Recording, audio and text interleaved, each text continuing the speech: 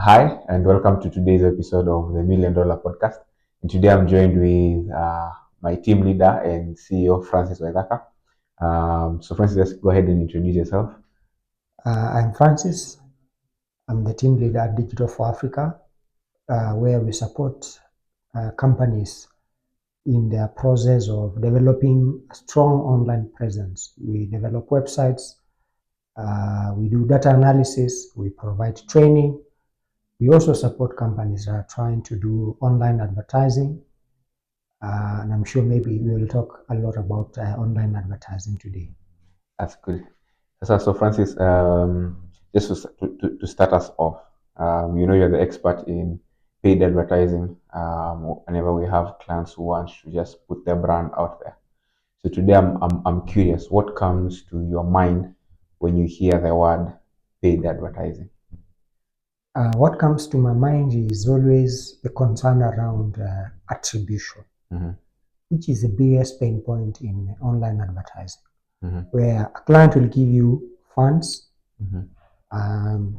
Maybe let's say you given 50,000 Kenyan shillings to run ads, and the client will want a return on investment. What we call it a return on ad spend.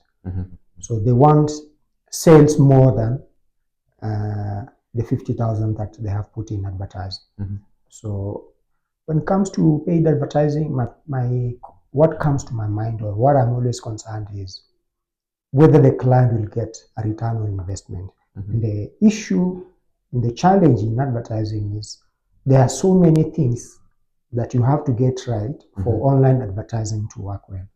A good example, for example, you could be doing a very good ad on Instagram, and maybe you're driving people to the website. So if your website doesn't have a very good user experience, you will not get the fruits or the results that you expected. So online advertising requires, and this is something I was telling you before the podcast, having a checklist before you start running ads, and also be willing to test, because you don't know which channel will work effectively for you. Yes. Okay. So let's look at an example, maybe a case scenario. For how long have you done ads? Have you supported business owners or businesses in advertising? I've been running ads for the last 12 years. Yes. That's longer than my career, maybe even 10 times over. So let me ask, in all the adverts that you have done, was there one in particular that stood out for you? Yes. Before COVID, we used to run ads, actually for our own Digital for Africa. We used to run ads, and we could get very high conversion rates. That means if we wanted to get, for example, 15 people to attend a training, the class will be full, and we could not even find enough space to train people. So, and those were mostly Facebook and Instagram ads. Yes. Okay. So that sounds like it was more of a service, right? Services, yes. Service, okay. So what platforms did you work with in terms of the ads? I've heard you mention Facebook and Instagram. Were those the only platforms? You also ventured out into other different platforms in the same ads for those for the services that you promoted? So for training, which is what we promote, by the way, we have a lot of services that we don't promote because we already have enough demand. For example, website development, we never run ads to tell people to come to us, because we always get enough clients to develop websites for them.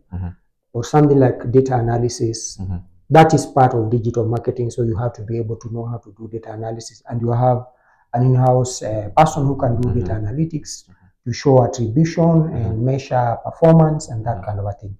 But the truth is, for digital marketing training, which we normally advertise, we have always leveraged on Instagram and Facebook. We haven't run ads on Google Ads or LinkedIn ads or TikTok ads for our masterclass, because we feel Facebook and Instagram work very good for us. But for other clients, definitely we have run ads on different channels. Yeah. Maybe just for context, the training that Francis is talking about is a digital marketing training. It takes 2 days, right? Yeah. Normally on Thursdays and Fridays for the first week of the month. So, for example, in February 6th and 7th, we're having a training that is coming up for digital marketing. It takes 2 days. And this conversation that we're having right now, Francis, on paid advertising is one of the topics that Francis is going to be handling in the training. Yes. That's right, Francis. Yeah. So let's speak to a business owner or a digital marketing expert who's listening to us right now. And they have a campaign that they want to start for a service. What kind of ad, especially given I mean, recalling back to the conversation that we had with you today in the morning, what kind of ad, paid ad would you recommend that they concentrate their resources on? So the truth is, when it comes to running advertising for services, let's start with services. From my experience, I have seen it is vital that if you are a service provider, you have to have a platform where you have built enough trust for customers. And when you run ads, you're driving traffic to that website, for example, or a mobile application, where someone now can go and interact with the page where more information is available about the service. So, from my experience, if you're selling services and you ensure you have a very good website, a good website is a website that has appealing visuals, it has service pages that are very detailed and very clear calls to action, something like buy now or book an appointment, or call this number, and that kind of a thing. So we have seen having a website enhances the performance of advertising for services. But doesn't mean that you must have a website. It's just that a website is an added advantage. When you're doing an online campaign and you have a website or a web application or a mobile app, it allows you to communicate more beyond what is available on the ad. Yes. So it's like an approach where you walk into a room full of people, you want to create awareness of your service. Yes.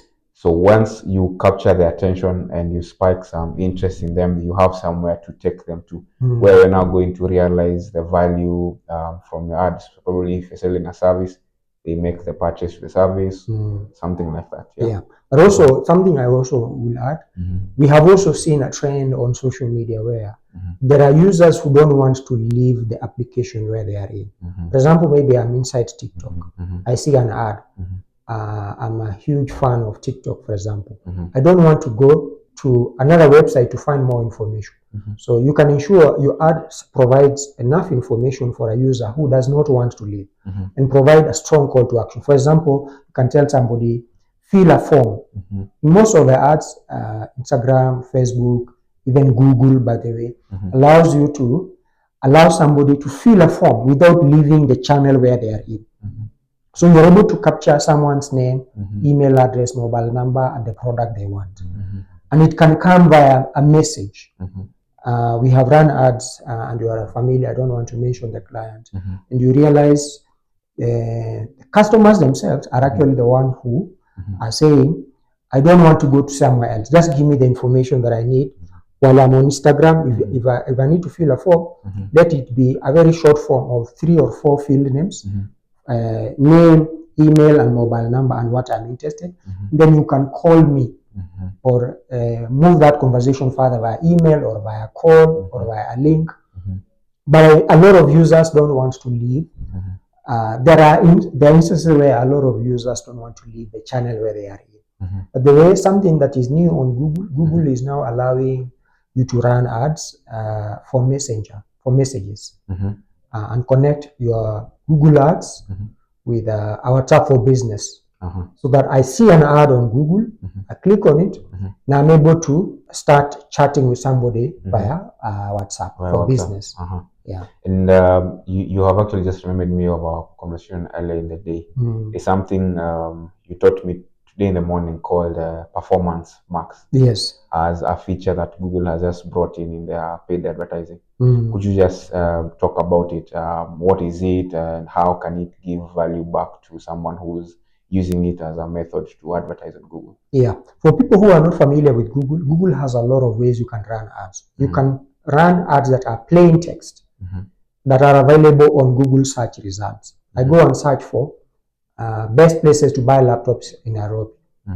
I press enter, and then I see some results there that are organic from websites, but also I see an ad there that allows me to see the information that is available. Maybe visit this website or call this number or click here and that kind of a thing. So those are search ads. So Google has search ads. That also has deep display ads.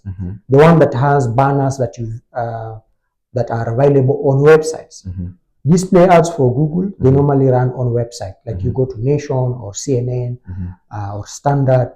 Whenever you are on such a website and you don't have any ad blocking plugin or a browser like Brave that blocks advertisements, you will see very interactive and dynamic ads. They are not plain text, so they are called display ads. Then Google also has YouTube ads.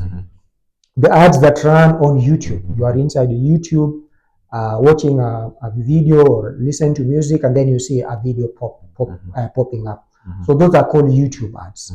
And they are all coming from the Google advertising platform. And now Google also has something called the Google Performance Max as a tool that can enable somebody to hit all these places. But you need a good budget to run Google Performance Max types of ads. Yeah. Yes. What do you mean when you say a good budget? What are we looking at in terms of numbers? For example, if you have 5,000 shillings, yes, you will not get a lot of value from Google Performance Max. Because Google Performance Max is for a company that wants very strong results. They are aggressive on the advertising in terms of they want to really hit their targets very quickly. So Google uses AI and machine learning to understand different audiences based on where they are, based on their behavior, online, and the kind of sites they visit, the kind of videos they visit. So it hits people on websites. It hits people who are searching. It hits people on YouTube. And here we say, if you have a good budget, let's say you have 50,000 shillings, for example, and you want results that have an impact, you are not concerned about the budget. A lot of times you find somebody has maybe 5,000. So that is not very good for Performance Max. You could go to a strategy like Google Search Ads that are very specific, targeting somebody who is looking for a service or a product that you sell. Yes. So that is Performance Max, very aggressive, going out in so many platforms to reach consumers. Yes. And it's using the artificial intelligence technology. Yes. So now let's look at this person who has 5,000, who has 10,000, who has 30,000 Kenya shillings. Yes. And they have a product or maybe even a service that they're selling. Yeah. And what is in their concern is converting customers for that service. Where would you recommend them to go in Google advertising? They should use Google search ads because especially if they're looking for conversions, because the big idea around Google search ads, which were actually the original ads that Google developed for when they were building the Google Ads platform, and Google became famous because of Google search ads. I'm searching for a place where I can buy a laptop in Nairobi. Maybe I'm at the airport, or I am in the CBD, or I'm in Westlands, and I really want to buy a laptop. So I just go on Google and search for best places to buy laptops in Westlands. So a lot of times, someone like that who is searching for something very specific, the intention to buy is very high. So there is a very high buyer intent. So if that person sees a relevant ad, they will definitely click on it and they are likely to convert.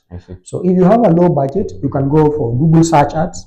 But also we have experienced clients who have done display ads and they got very good results as well. So it depends on the objective of the campaign that you want to run. For example, if you really want people to remember your brand after the ad has run, display ads are very good. They're very visual, they're very dynamic, they're very memorable. There's no way you can miss a display ad. if it is running on Nation or Standard or any other website. So it's unmissable, it's memorable, so the ad recall is much higher.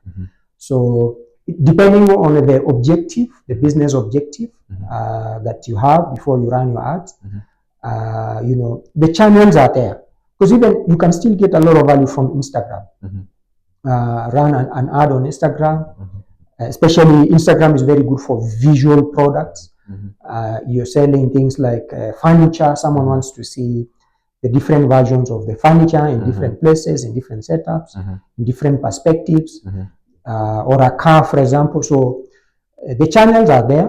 What matters is the creative, as I was telling you earlier.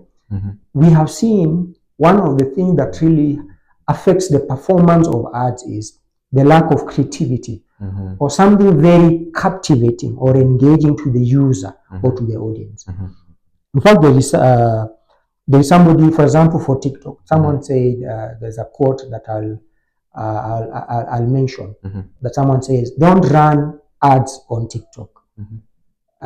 Create TikToks as an ad. As in, instead of creating an ad the way an ad is, click here, buy now, that kind of a thing. Create a very engaging video on TikTok and then put a budget into it once you have seen. That's even as we were discussing with you earlier.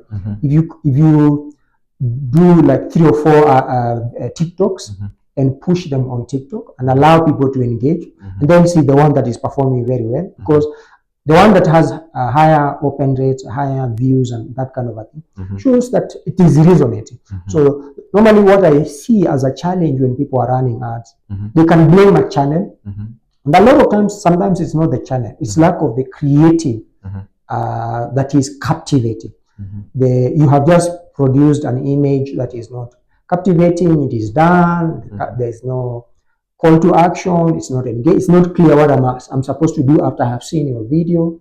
So the creative aspect of advertising is highly relevant if you want to create ads that are going to perform well and give you the results. Yeah.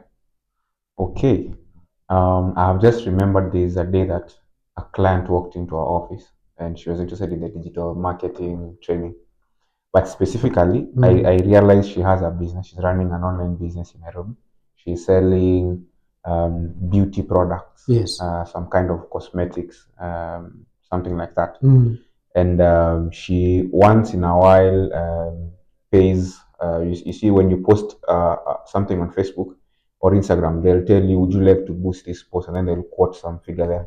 So I realize sometimes they tell you 230 shillings per day, something like that. So that's what she has always been doing. She posts something, maybe a product, and then when they tell her boost this post with 230 shillings, she will say, okay. Then now she gives that 230 shillings, goes for 24 hours, and then it terminates. So based on something like that, because her concern was, I don't want to spend a lot of money because I'm not really sure how to set this thing, and I know if I pour in money without doing it the right way, it's not going to go anywhere. Facebook will just take my money, and I will still be stuck in the same place without any visibility, without any conversion. So for somebody who has a similar brand, they're selling something on Facebook or selling something on Instagram, is there something that they need to be consciously aware whenever they are setting an ad that can be able to help put them on the right path for them to realize a return on their ads? Is there something they need to be watching out for? Yeah, they should be. I'll just go back to something that I mentioned and we had even discussed with you earlier regarding before you promote that message on Facebook or Instagram or any other channel, have you tested how people feel or what they think about what you want to promote? And the best way to test is, if it is a banner, share 3 or 4 banners on Facebook or Instagram or whatever channel you want to use, and see, and at different times, of course, with very clear calls to action, and see which one will resonate with the audience first. Then you see, out of the 3, this one is getting more views, if it is a banner, or if it is a video, or if it is the call to action is call. So test first your messaging or your creative before you start putting money into an advertisement. The other thing is something that you should be looking out for when you're running ads is don't wait for the ad to run until the end. There is always the back end side of advertising where you are able to see how the ad is performing. And the truth is, when you do that, you are able to see, whether you are getting the results that you want. If you wanted for people to start chatting, are you getting the messages? Are the messages coming? Are people chatting with you after like 2 or 3 days after the ad started running? If you aren't getting any messages 2 or 3 days after you started running an ad, that is a signal that the creative is not resonating with the audience. The message that you have is not resonating with the audience, or the call to action is not resonating. It's not working, or maybe it is not strong enough. So the advertiser normally, for example, Facebook and Instagram, we normally use the ads manager. Go back to the ads manager, look at the ad that is performing well before you really put a lot of money into it. So do some testing. They call it A/B testing. Test 3 or 4 ads. You can even put the same budget on the 3 of them. And then when you see one is doing well, 2 or 3 days later, post the other 2 and now put more money into the ad that is performing. Yeah. Is that in any way related to what they call budget optimization or that comes in before you set the ad? Facebook now has a place called Advantage Plus that allows you to distribute your ad. The budget that you have. Let's say you have 15,000 and you have 3 ads. You can activate Advantage Plus so that it distributes your ad evenly. The budget is distributed in those 3 messages that you want to push. So it will distribute the budget evenly to see which one is performing better. So you can take advantage of that. But what is important also is the segmentation of your audience. Segmenting your audience means users are very different. You really have to understand the customer before you start running your ads. And the message has to resonate with the needs and the aspirations of the customer. So a lot of times also, the reason why ads don't perform well is poor segmentation. You haven't not done segmentation well. You haven't understood the age demographic of your ideal customer. For example, if you're selling products that are very premium, let's say real estate, why should you be targeting 18-year-olds, for example? An 18-year-old is a student, maybe in Form 3, Form 4, or they have just finished Form 4. They will never buy your real estate, your property. And yet, Facebook will charge you for that, or even Google or any other platform.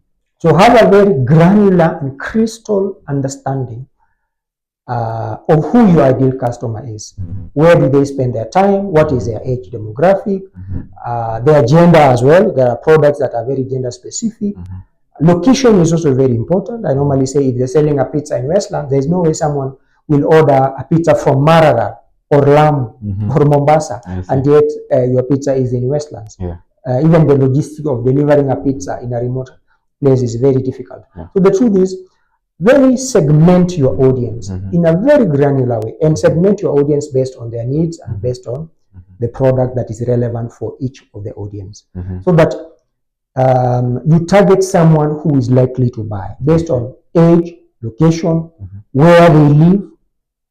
For example, if you are selling pizza in Westlands, you can run your ad within 10 kilometers of Westlands, so that your ad is not being seen in Lakisama or in very far distances, and your money will be spent, and you will blame Facebook or that channel, and yet it is you who did very poor segmentation and targeting.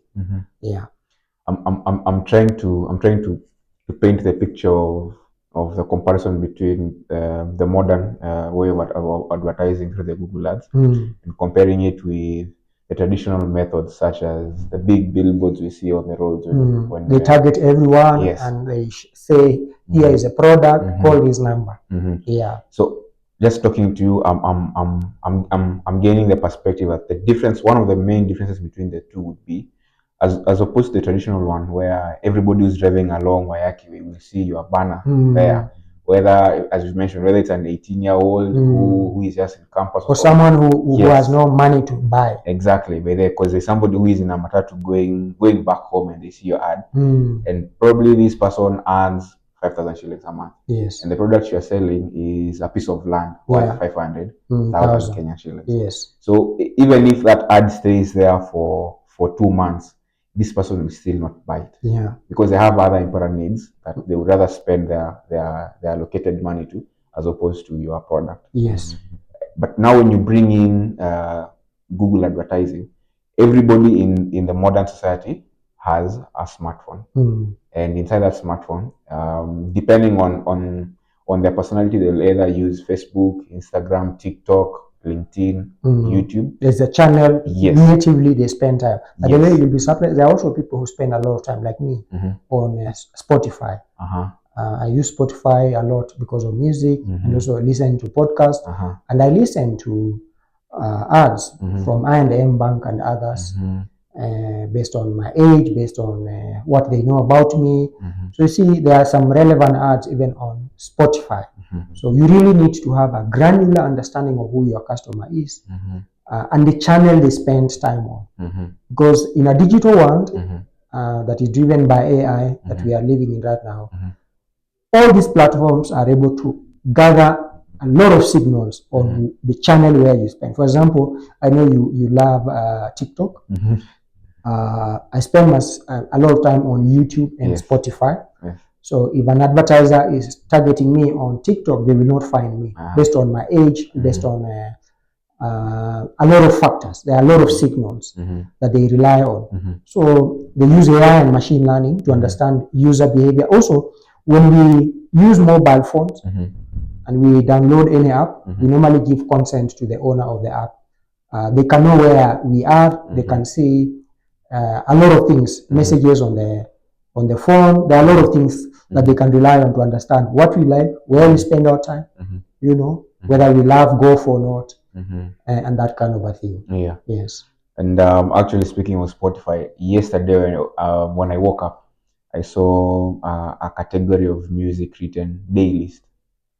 So when I opened it, they had a writing saying that we have noticed on Thursdays in the morning you listen to this kind of music. So we prepared a list of songs that you can listen to. Wow. And I came to the office, did my work. Then in the evening when I was going back, when I opened that category, I noticed the songs had changed to a different genre of music. And that's when I realized Spotify adapts to how I've been listening to my music. That means if there is any kind of advertising, they already understand how I use the platform. As you mentioned, they know what I like. The content that you consume, the music that you listen, the podcast that you listen. Yes. Yeah. So that means all these other platforms, TikTok, Instagram, YouTube, all of them are designed in such a way to collect some subtle data from the user in order for them to understand what they like. So now that's where now the advantage of paid advertising comes in, because you're working with platforms that are already knowing what each and every user likes. Yeah, that's why it's very important for you to understand how to target your consumers. So as you mentioned, segmenting them. Yes, exactly. So I feel like that would be somewhere where if you're going to get into paid advertising, you really need to concentrate on that section. So that when you a good example is recently a client called me. They sell services. They have a website. They have LinkedIn. They have different channels. And they asked me, "Can you help us figure out the best marketing strategy that will work for me or for us?" The first thing, I had done a lot of stuff that I wanted to present to them, but I told them, before we go to what I wanted to show you, can we have a crystal understanding of who is your customer? In which countries? For them, they provide services in 23 African countries. Almost all African countries, yes. So, and I was asking them, in those countries, if you're calling a customer, a potential customer in Ghana, which department will you be calling in that organization? If you came up with a list of companies that you want to call in Ghana, Mm-hmm. Do you know the department? Mm-hmm. Is it procurement department? Mm-hmm. Is it marketing department? Mm-hmm. Who makes that decision in Mm-hmm. that organization that you Mm-hmm. want to target? Mm-hmm. So the job title of the person you're targeting matters Mm-hmm. a lot. Mm-hmm. The country where they are located matters a lot. Mm-hmm. So that if you are speaking to somebody who is at the reception, for example, Mm-hmm. and they will not give you information, they want you to know what you want. Mm-hmm. So if you are looking for procurement, you'll say, can you connect me to somebody from the procurement department? Mm-hmm.